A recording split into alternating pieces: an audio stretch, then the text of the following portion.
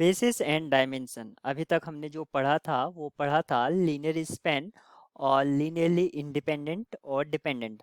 अब हम पढ़ेंगे बेसिस एंड डायमेंशन।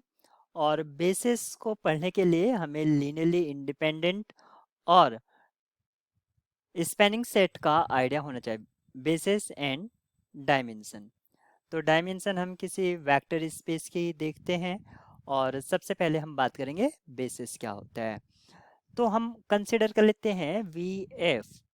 ये जो है आपका एक वेक्टर स्पेस है और एक सेट है एस। इसको हम वी का सबसेट कंसिडर कर लेते हैं। ये वी का सबसेट है। और इस एस को हम वी का बेसिस कब कहेंगे, जब एस जो है आपका एल आई हो जाए और साथ ही साथ ये क्या हो जाए, स्पैनिंग सेट हो जाए। स्पैनिंग सेट हो जाए वी के लिए, यानी कि वी को जनरेट कर दे। स्पैनिंग सेट का मीनिंग है जनरेटिंग सेट।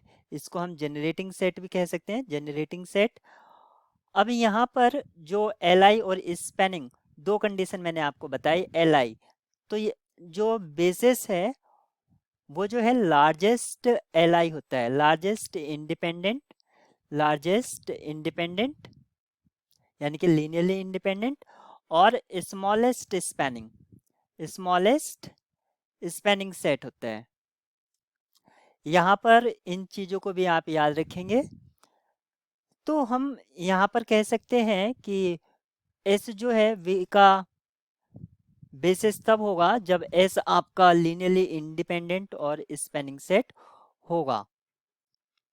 स्पैनिंग का मीनिंग है कि इसका जो लीनियर कॉम्बिनेशन है ये किसको जनरेट करेगा, वी को, यानी कि L S equals to we.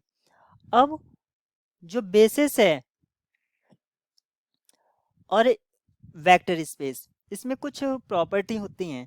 तो सबसे पहले हम वेक्टर स्पेस वी एफ को कंसीडर कर लेते हैं। वी एफ आपका एक वेक्टर स्पेस है और वी एफ के हर एक एलिमेंट को, यानी कि each element of V F can be written as linear combination of basis element, linear combination of basis element.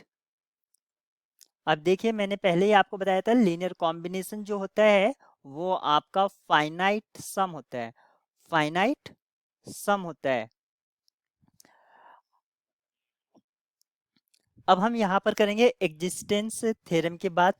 किसी भी वेक्टर स्पेस के लिए एक बेसिस एग्जिस्ट करेगा ही करेगा, इसको हम बोलते हैं एग्जिस्टेंस थ्योरम। एग्जिस्टेंस थ्योरम की मैं स्टेटमेंट लिख देता हूँ।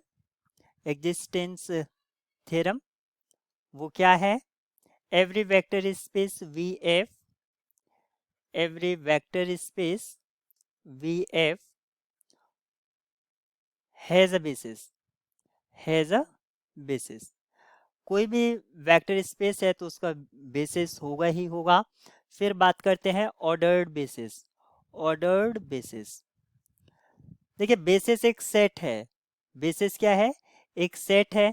और सेट के एलिमेंट्स को अगर हम इसका ऑर्डर्ड, यानी कि एलिमेंट्स के सीरियल एलिमेंट्स जो हैं उसको फिक्स कर दें, यानी कि उनकी पोजीशन फिक्स कर दें। फिक्स का मीनिंग है उनकी पोजीशन फिक्स कर दें, यानी कि फर्स्ट एलिमेंट कौन सा होगा, सेकंड एलिमेंट कौन सा होगा, जिसको हम क्या बोलते हैं, ऑर्डर्ड बोलते हैं। जैसे हमारा ऑर्डर्ड सेट होता है तब हम उसे ऑर्डर्ड बेसिस कहेंगे। इनवेरिएंट थ्योरम, नेक्स्ट हम पढ़ेंगे इनवेरिएंट थ्योरम। इनवेरिएंट से, वेरिएंट का मीनिंग होता है चेंज होना, इनवेरिएंट का मतलब जो कि चेंज ना हो। अगर हम देखते हैं दो बेसिस हैं, हम B1 और B2 दो बेसिस कंसिडर कर लेते हैं। किसके, V के कंसिडर करते हैं, V ओवर F के। ये हमारा जो है वेक्टर स्पेस है जिसको VS से लिखता हूँ, और ये हमारे क्या है, बेसिस हैं। तो इन दोनों ही बेसिस की जो कार्डिनलिटी है, कार्डिनलिटी क्या होगी, वो सेम होगी। यानी कि कोई भी बेसिस हो सेम वेक्टर स्पेस का, तो उन बेसिस की कार्डिनलिटी सेम होती है। अब dimension of vector space, dimension of vector space से मीनिंग है डायमेंशन ऑफ वेक्टर स्पेस जो हमने अभी तक हमने बेसिस के बारे में पढ़ा।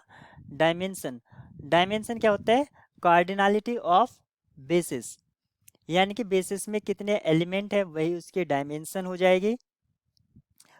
और यहाँ पर बेसिस में कितने एलिमेंट है, तो बेसिस में फाइनाइट और इनफाइनाइट एलिमेंट हो सकते हैं, फाइनाइट भी हो सकते हैं और इनफाइनाइट भी हो सकते हैं।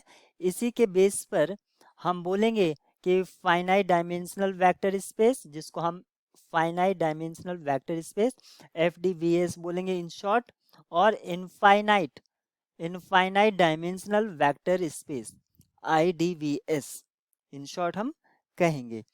अगर बेसिस में इनफाइनाइट एलिमेंट है तब बोलेंगे infinite dimensional vector space, finite है तो फाइनाइट डायमेंशनल वेक्टर स्पेस।